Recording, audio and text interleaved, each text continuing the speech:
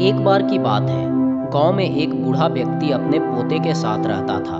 वह व्यक्ति रोज सुबह जल्दी उठकर भागवत गीता पढ़ने के लिए मेज पर बैठ जाता था। उस व्यक्ति का पोता दादाजी का प्रशंसा करता था और अपने दादाजी के जैसा बनना चाहता था। इसलिए पोता अपने दादाजी की तरह सब कुछ करने की कोशिश करता था। एक दिन की बात है।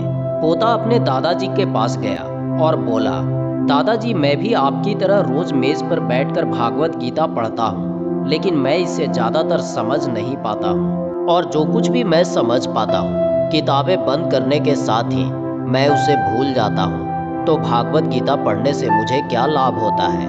उस वक्त दादाजी एक कोयले की टोकरी पकड़े हुए थे। उन्होंने पोते की तरफ देखा और उसे कोयले की टोकरी देते हुए कहा, नदी पर जाओ और मेरे लिए एक टोकरी पानी लेकर आओ। दादाजी ने जैसा कहा लड़के ने वैसा ही किया, लेकिन जैसे ही वह घर पहुंचता है टोकरी का सारा पानी गिर चुका होता है। दादाजी ने मुस्कुराते हुए कहा, वापस पानी लेने के लिए नदी में जाओ और फिर से कोशिश करो, लेकिन इस बार थोड़ा तेज चलने की कोशिश करना। लड़का मान गया और इस बार नदी से पानी लेकर जल्दी घर पहुंचने के लिए तेज भागा।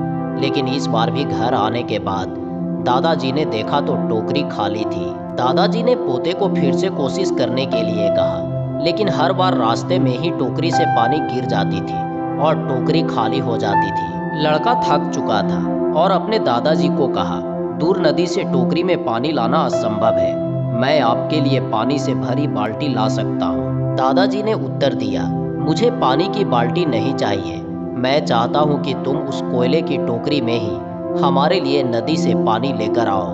लड़का जानता था कि यह असंभव है, लेकिन उसने अपने दादाजी की बात मानी और फिर से कोशिश करी। इस बार जितनी जल्दी हो सके दौड़ा, लेकिन फिर से टोकरी खाली थी। लड़का थक गया और उसने अपने दादाजी से कहा, दादाजी, इस टोकरी में नदी से पानी लाना हमारे लिए असंभव है।